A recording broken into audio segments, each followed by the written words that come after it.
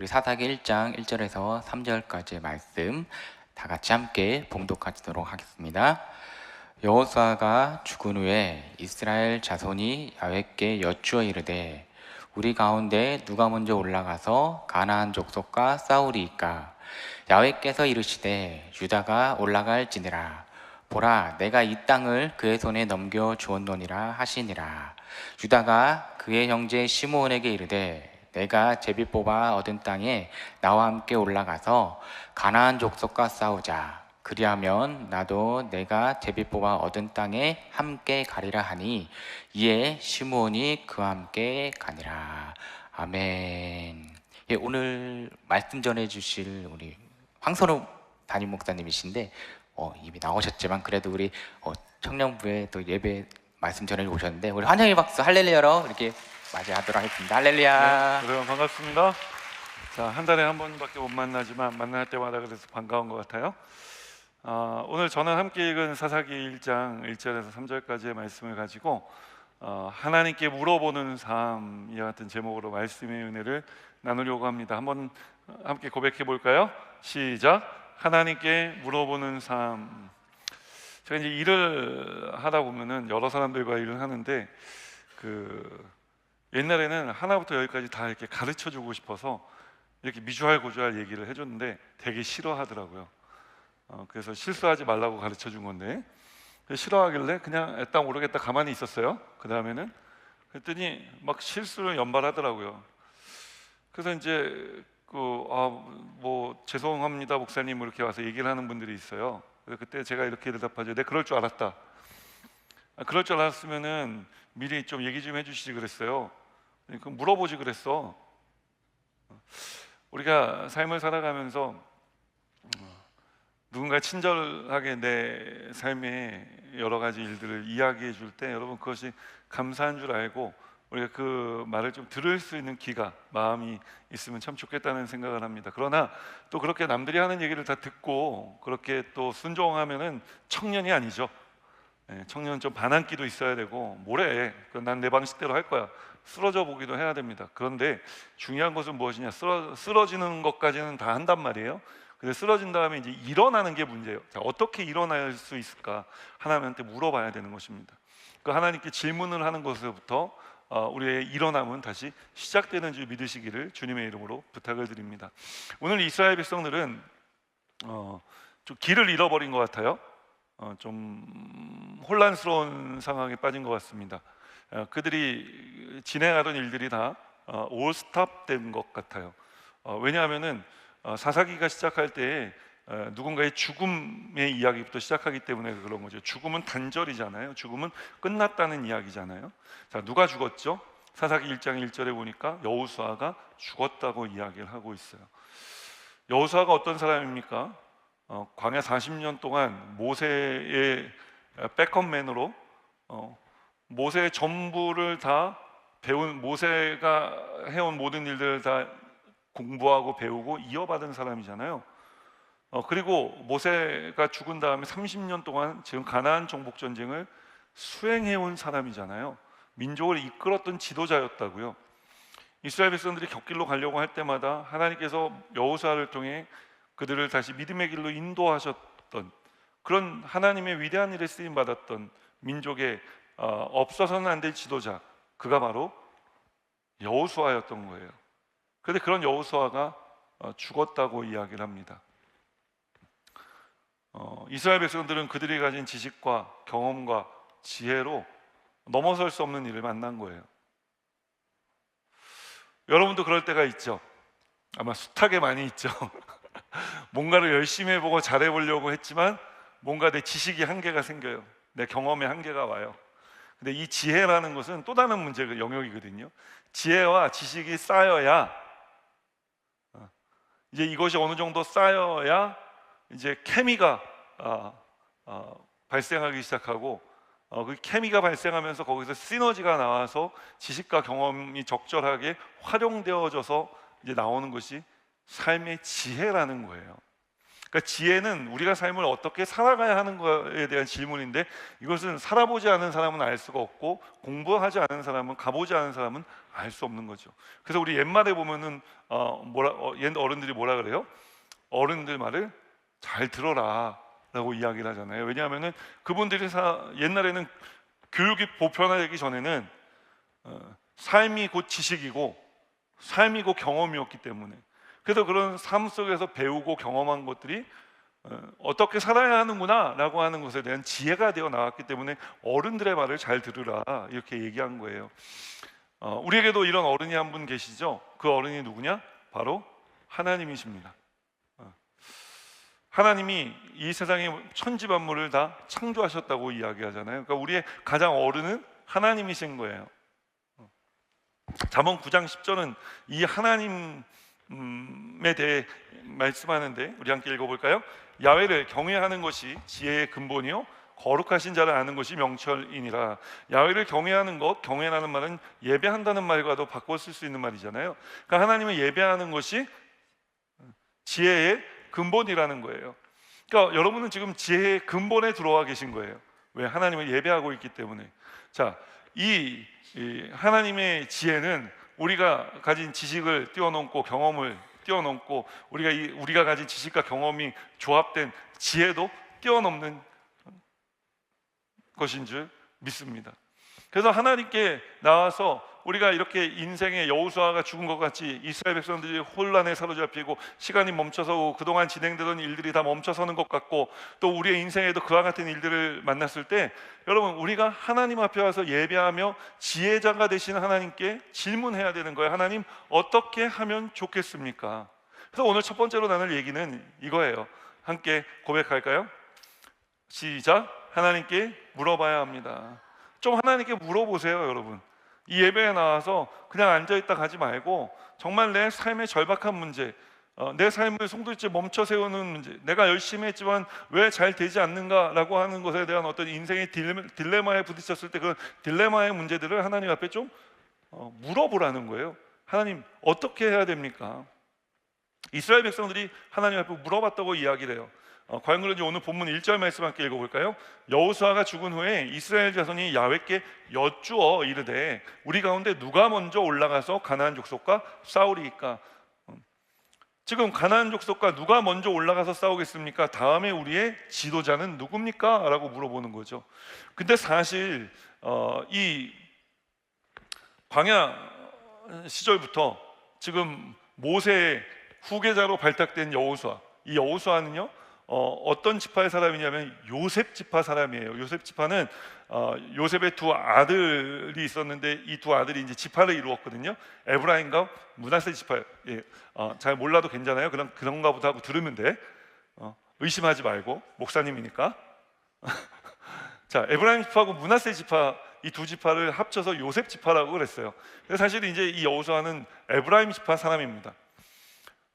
요셉의 아들들이죠. 그래서 요셉 지파라고 대표성을 가지고 부르는데, 이 요셉 지파가 주도권을 가지고 있었잖아요. 그러니까 모세에게 여호수아가 배우는 그 모습을 보고 또 여호수아에게서 배우는 많은 사람들이 있었을 거예요. 여호수아도 결혼하지 않았겠어요? 그 여호수아도 자녀가 있었겠죠. 그럼 가장 가까이 아버지에게서 배운 아들이 있었을 거 아닙니까? 가장 순리적인 것은 뭐예요? 가장 위대한 지도자에게서 배운 지도자가 가장 훌륭한 지도자가 될 수 있는 자질을 갖춘 거예요.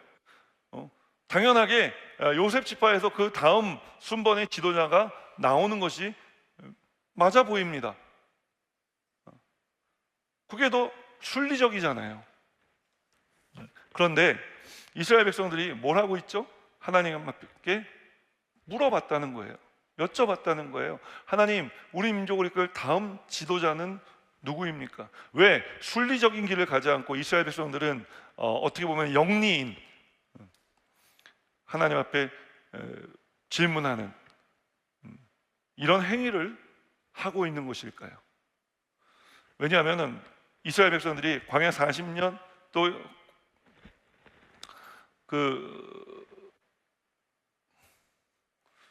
지금 제가 여기서 못 보던 분을 뵈갖고 갑자기 헷갈렸어요. 광야 40년 또 가나안 정복전쟁 30년 동안 이스라엘 백성들이 철저하게 깨달았던 것이 하나 있잖아요. 뭐냐면은 이 광야의 길을 인도하시는 분은 모세님이 아니라 이 가나안 정복 30년 동안 이스라엘 백성들이 깨달은 것은 이 가나안 정복을 가능하게 하신 분은 여호수아님이 아니라 하나님이시라는 것을 깨달은 거예요.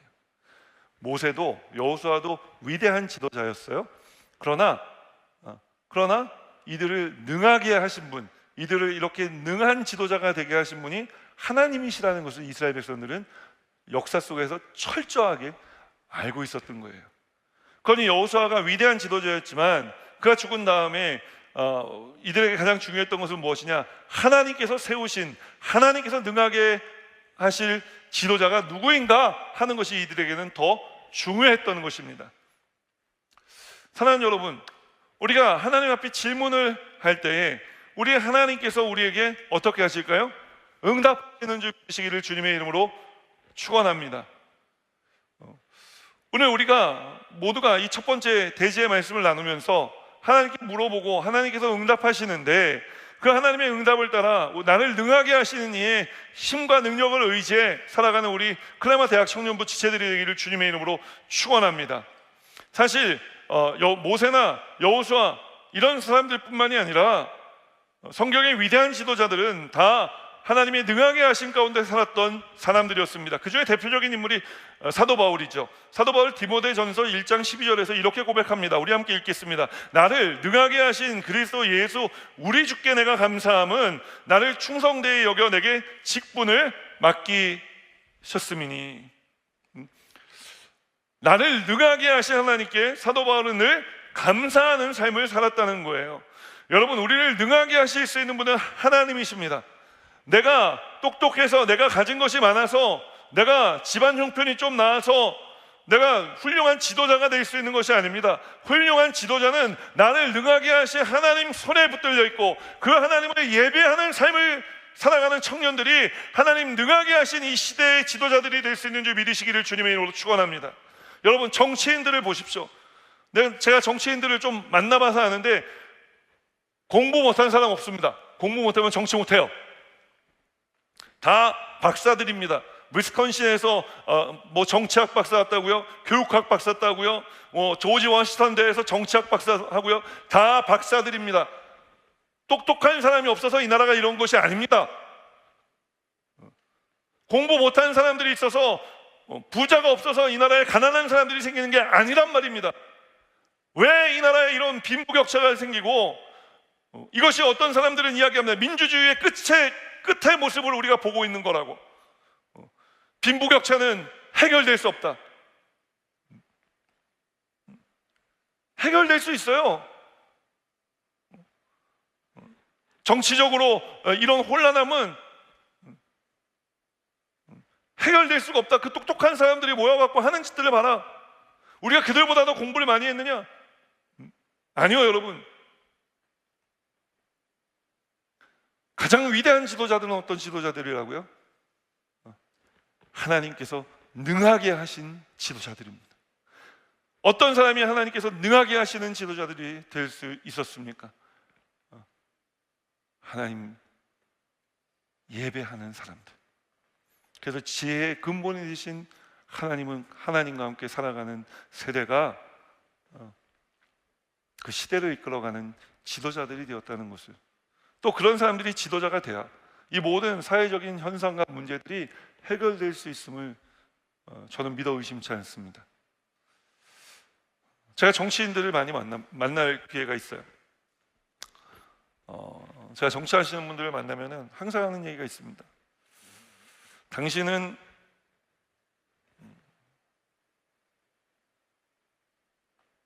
그리스도인입니까? 정치인입니까? 이렇게 물어봐요. 그리스도인입니까? 정치인입니까? 대답을 못합니다. 그래서 제가 다시 좀 더 이해하기 쉽게 설명을 드릴까요? 다시 해보래요. 이해하기 쉽게 설명이 들어가면 여러분 말이 길어지는 거잖아요, 그죠? 나 굉장히 심플하게 물어봐요. 당신 그리스도인이요? 정치인이요? 이렇게 물어봤는데 대답을 못해요. 그래서 제가 좀 더 쉽게 설명해 볼게요. 대답을 한번 해보세요. 당신은 정치인으로서 예수를 믿고 있습니까? 아니면 예수 믿는 사람으로서 정치하고 있습니까?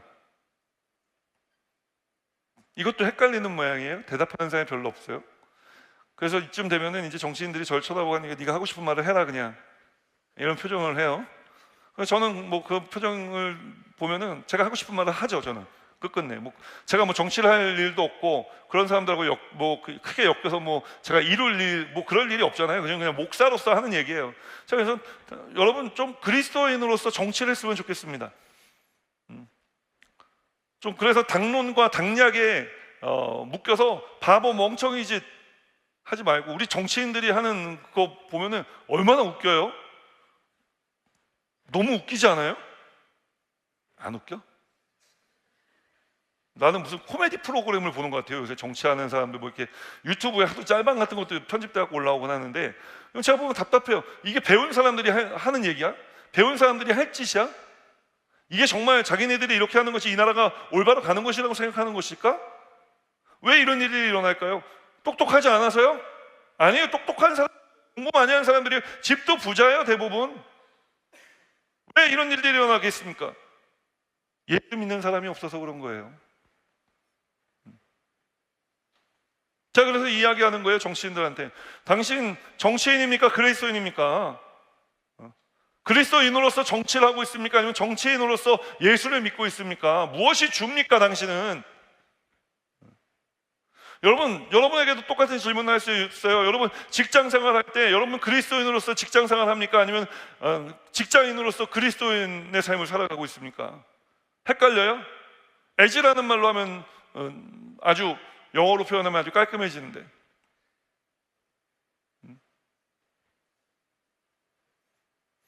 당신의 직장 생활은 선교입니까? 좀 더 쉽게 물어볼까요? 당신이 경영하는 사업장은 선교지입니까? 여러분이 일하고 있는 국회의원 보좌관으로 계신 분들이 계시면 들어보십시오. 여러분이 국회의원 보좌관으로 있는 그 사무실은 여러분의 선교지입니까? 복음이 필요한 곳에 여러분은 복음을 전하고 있습니까?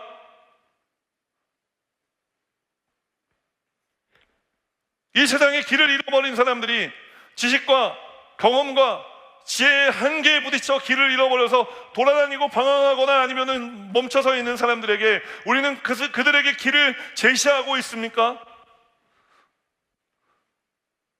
이렇게 살아가야 한다고, 이 길로 걸어가야 한다고 우리는 그들에게 알려주고 있습니까?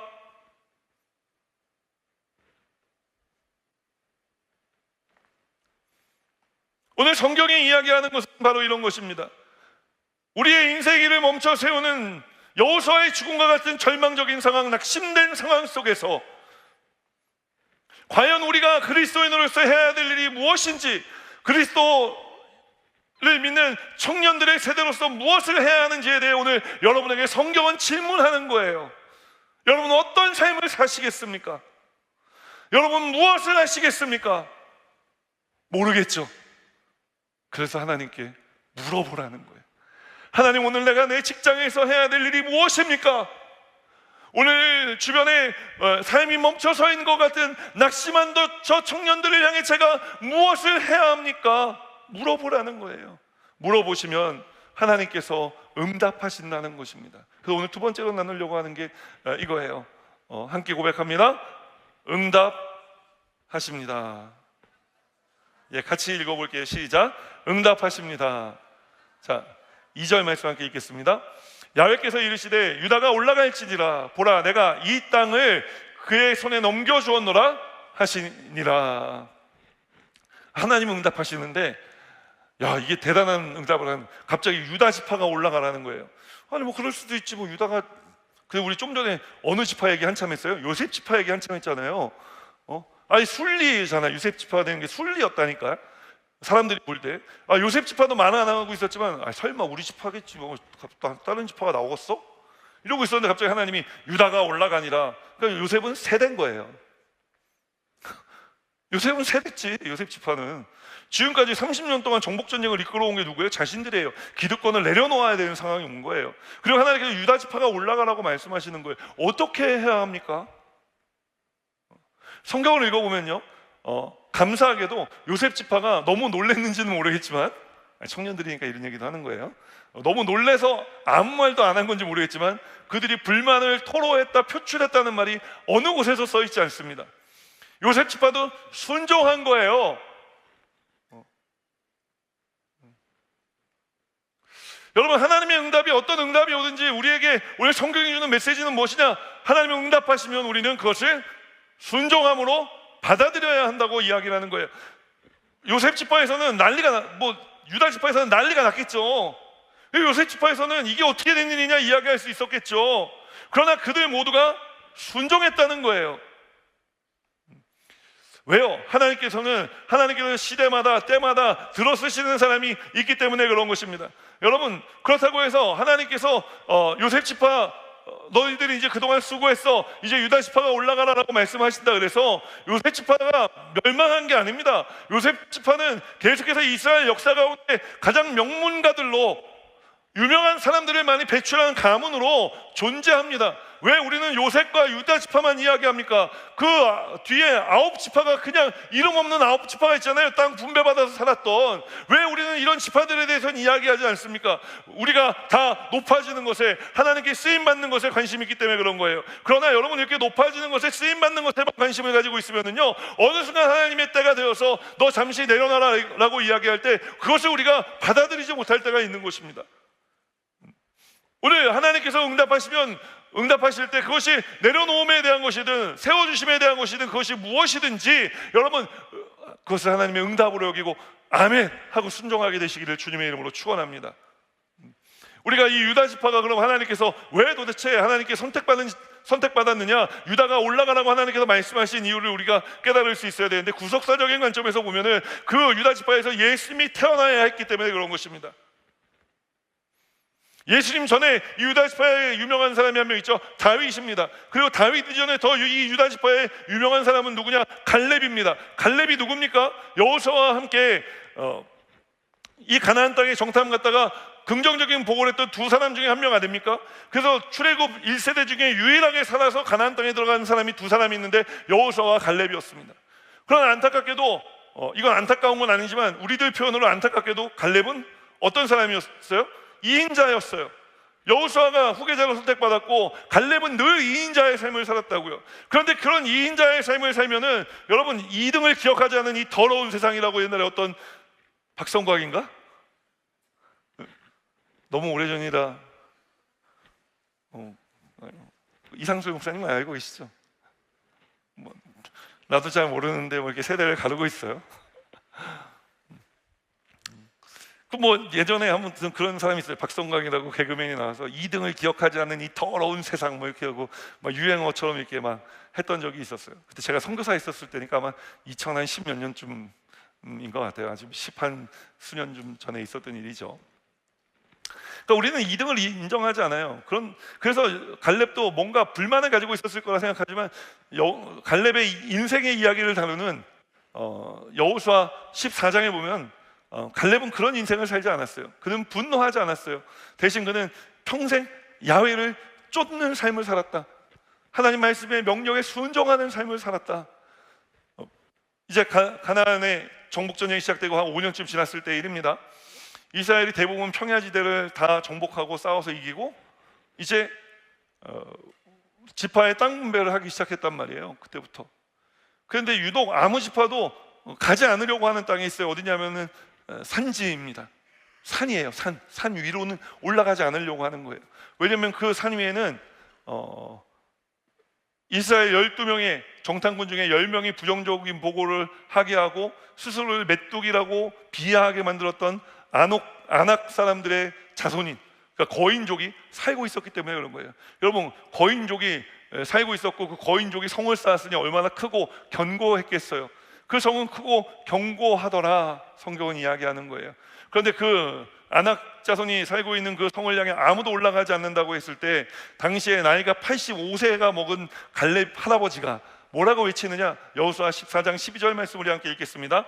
시작. 그날에 야훼께서 말씀하신 이 산지를 지금 내게 주소서. 당신도 그날에 들으셨거니와 그곳에는 아낙 사람이 있고 그 성읍들은 크고 견고할지라도 야훼께서 나와 함께 하시면 내가 야훼께서 말씀하신 대로 그들을 쫓아내리이다 하니.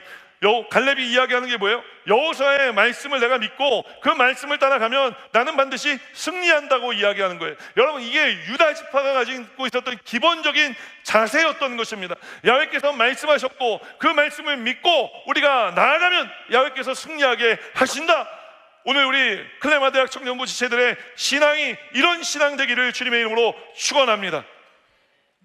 또 한 가지, 이제 그 갈렙이 올라갔던 성읍의 이름이 헤브론이에요. 헤브론. 이 헤브론으로 이제 올라가겠다고 막 결심하는 이 갈렙을 보고 여호수아가 탁 갈렙의 손을 잡고 갈렙 하면서 한 얘기가 있어요. 여호수아 14장 13절 말씀 함께 읽겠습니다. 시작. 여호수아가 여분네 아들 갈렙을 위하여 축복하고 헤브론을 그에게 주어 기업을 삼게 하며, 아니 가지도 않았다니까. 아직 이제 갈렙이 막 제가 가겠습니다 하니까 갑자기 여호수아가 손을 딱 잡더니 크로스 하더니 그래, 하나님이 헤브론을 맡기셨어. 헤브론은 네 거야 이제. 아마 갈렙의 표정이 여러분 표정과 같지 않았을까? 뭐하냐 시방.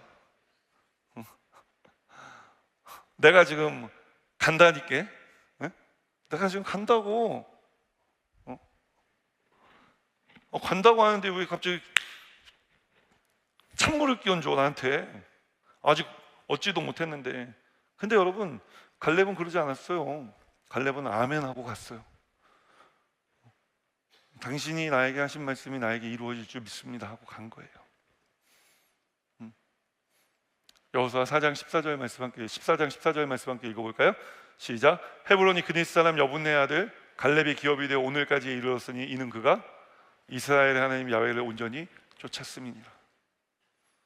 하나님께서 헤브론을 누구에게? 갈렙에게 주셨다는 거예요. 그래서 갈렙이 그 성읍을 지금까지도 갈렙의 자손들 유다 지파가 차지하고 있는데, 그럴 수 있었던 이유가 무엇 때문이라고요? 갈렙이 평생 동안 하나님을 따라갔기 때문이다. 오늘 유다 지파가 선택받은 이유가 여기에 있는 거예요. 오늘 하나님께서 여러분을 선택하신 줄 믿습니다. 그래서 이 청년의 때 여러분을 이 시간에 이 성전에 모여서 예배하게 하고 계신 줄 믿습니다. 오늘 하나님께서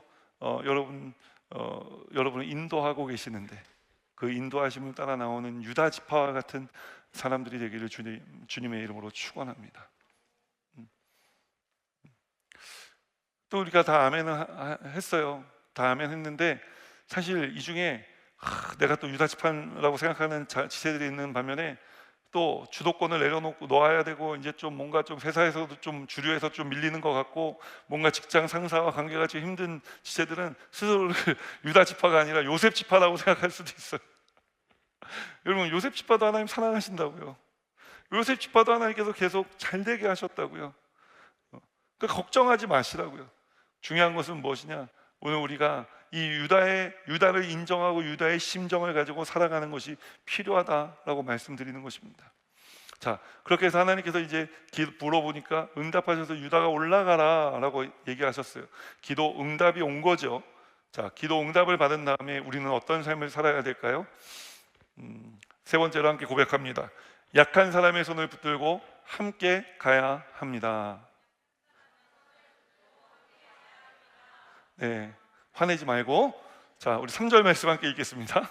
유다가 그의 형제 시므온에게 이르되 내가 제비 뽑아 얻은 땅에 나와 함께 올라가서 가나안 족속과 싸우자. 그리하면 나도 내가 제비 뽑아 얻은 땅에 함께 가리라 하니 이에 시므온이 그와 함께 가니라. 자, 시간이 없으니까 빨리빨리 할게요.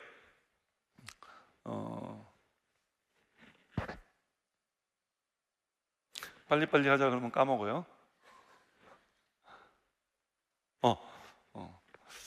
자, 유다 지파가 올라가라. 근데 유다 지파가 여기 둘러보더니 시몬 나랑 같이 가 한 거예요. 그럼 왜 유다가 시몬한테 같이 가자고 얘기했을까? 이유를 아는 사람. 그래요. 알면 안 돼요. 그래야 저 같은 목회자가 존재하니까 모르는 게 천만다행입니다. 몇 가지 생각해 볼 수 있죠. 뭐 시몬이 꽤 강성한 지파인가 봐. 유다가 같이 올라가자고 손을 내밀 정도면 꽤 괜찮은 지파였나 봐. 근데 여러분 성경을 읽어보면요, 요셉 지파, 에브라임하고 므낫세 지파라 그랬잖아요. 이 두 지파가 합치면은 숫자는 제일 많았어요. 그리고 단일 지파, 뭐 에브라임 지파, 므낫세 지파를 나눠서 생각하거나 하면은 가장 큰 지파가 유다 지파였거든요. 유다 지파가 장정만 한 8만, 뭐 제가 아까 대예배 때는 좀 이렇게 뒷자리는 좀 띄어서 했지만 아무튼 8만 몇천 명 정도, 이 정도 돼요. 8만 명 좀 넘는다고요. 그러면은 유다가 손을 내밀 정도면 시므온은 몇만 정도? 그래도 한 뭐 7만 정도는 돼야지 어느 정도 새가 좀 규합을 할 만하고 손을 내밀고 동맹을 맺자 이렇게 얘기할 수 있는 거 아니에요. 유다가 손을 먼저 내밀었으니까 시므온이 강성하다는 전제가 있어야 되는 거 아닙니까? 근데 사실 성경을 읽어보면 이때 당시에 시므온 지파의 장정수는 2만 2천 명밖에 되지 않았어요. 불과 4분의 1 정도밖에 되지 않았다고요. 그래서 4분의 1 정도밖에, 유다 지파에 비해서 4분의 1 정도밖에 되지 않은 연약한 지파에게 유다 지파가 왜 손을 내밀었냐 하는 거예요. 이것이 하나님의 마음이라는 거예요. 하나님께서 유다 지파를 선택하시고 쓰신 또 하나의 이유라는 거예요. 유다 지파는 늘 주변에 어려운 사람들을 돌봤다는 거예요. 늘 힘든 사람들에게 손을 먼저 내밀어서 돌봐주는 지파였다는 거예요. 그들이 새가 많아 강성했지만 그 강성함을 어디다 썼다는 거예요? 어려운 이웃들을 돕는데, 그들의 손을 잡아주고 함께 가는데 썼다는 거예요. 시므온 지파는요, 굉장히 약한 지파였어서 땅 분배도 별로 받지 못했어요. 근데 유다가 보호해주고 있었던 지파거든요. 근데 그 지파, 자신에게 보호해주고 있었던 지파 무시할 수도 있는데 무시하지 않은 거예요. 그냥 존중해주면서 손을 내밀고 나와 함께 올라가자라고 이야기를 하는 거예요. 여러분, 제가 좀 전에 말씀드렸죠. 설교 중간 처음 시작할 때 한번 말씀드렸는데, 우리가 유다 지파 사람 중에 우리에게 오신 분이 계세요. 누구라 그랬죠? 예수님이시잖아요. 예수님 유다 지파 출신이라 말씀드렸잖아요. 예수님 우리 가운데 오신 거예요. 그럼 예수님이 유다 지파라면 우리는 어떤 지파일까요? 우리는 시므온 지파와 같은 사람들인 거죠. 우리는 연약한 사람들인 거예요. 그런데 이 연약한 시므온 지파와 같은 우리들에게 예수님이 오셔서 손을 내밀어 주시는 거죠. 나와 함께 올라가자. 나와 함께 올라가면, 여러분, 유다와 함께 올라가면 승리하는 거거든요. 예수님 손을 잡고 올라가면 우리의 인생이 승리하는 인생이 될 수 있는 거예요. 오늘 내 연약함을 보지 마십시오. 내 부족함을 보지 마십시오. 내가 뭘 할 수 있겠어? 낙심하지도 마십시오. 오늘 이 모든 우리의 인생의 문제는 예수님의 손을 붙잡는 순간 끝나는 것입니다. 사사기 1장 4절에 보면요, 그냥 눈으로만 보세요. 시간이 없으니까. 유다가 시므온에게 손을 내밀어서 같이 올라가자. 시므온이 같이 가겠습니다 했단 말이에요. 근데 올라갈 때 그 다음 구절에, 그렇게 시므온이 승낙한 그 다음 구절 4절에 뭐라고 이야기하고 있어요? 유다와 시므온이 올라가니라가 아니라 유다가 올라가니라. 여러분, 예수님 손을 붙잡으면 내가 싸우러 올라가는 게 아니라 유다가 올라가니라 하나님이 싸우러 올라가시는 것이 된다는 거예요. 우리가 주님의 손을 잡으면 내 깜깜한 인생의 길을 어떻게 가야 될지 모르는데 주님이 앞장서서 주님이 가주신다는 거예요. 우리 청년들이 이런 삶의 원리를, 이런 믿음의 원리를 배웠으면 좋겠습니다. 그러려면 어떻게 해야 될까요? 그러려면 하나님께 좀 물어보십시오. 고집 부리지 말고, 하나님께서 응답하실 때 그 응답을 받으시고, 그리고 내가 어떻게 삶을 살아가야 할까? 나 혼자 살기도 힘든데 내 주변에 누구까지 챙기라고? 근데 여러분, 하나님께서 우리의 손을 잡아주셨잖아요. 그리고 가지고 계시잖아요. 그러니까 우리 다른 한쪽 손은 세상을 향해 나보다 더 힘들고 어려운 사람들의 손을 함께 잡으면, 우리 주님은 뭐 3000cc, 5000cc 뭐 이런 자동차가 아니잖아요. 우리 하나님이 가진 능력은 무한하시잖아요. 우리를 붙잡은 손은 놓쳐지지 않을 것이고, 우리 이끌고 가시는 주님의 힘은 조금도 줄어들지 않을 것입니다. 그렇게 우리가 함께 이 세상을 구했으면 좋겠습니다.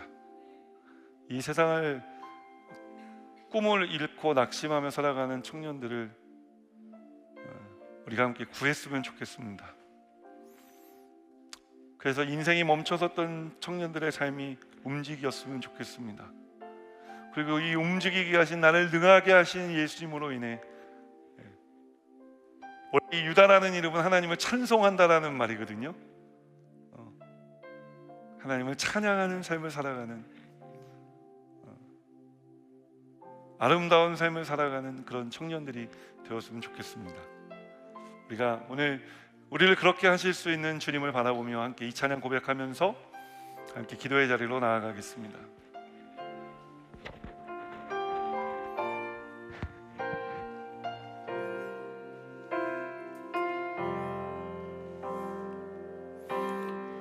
흐르는 시간이 한숨만 남기고 반복된 실패 속 지쳐갈 때 내 맘의 소망이 눈물 조각 될 때 내 곁에 다가와 부르시네. 주님의 시선 나를 비추시고 상처난 내 맘 만지시네. 말씀하시고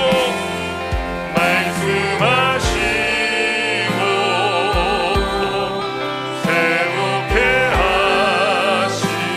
하시네. 주의 사랑이 다시 살게 하시. 흐르는 시간이 한숨만 남기고 반복된 실패 속 지쳐갈 때 내 맘의 소망이 눈물 조각될 그때요 내 곁에 다가와. 우리 그 자리에서 다 같이 일어나서 고백할까요? 주님의 시선 나를 비추시고 상처난 내 맘 만지시네. 말씀하시고 회복해 하시네. 주의 사랑이 다시 살게. 주를 봅니다. 할렐루야. 주를 봅니다. 지금 이곳에서 주를 봅니다. 지금 이곳에서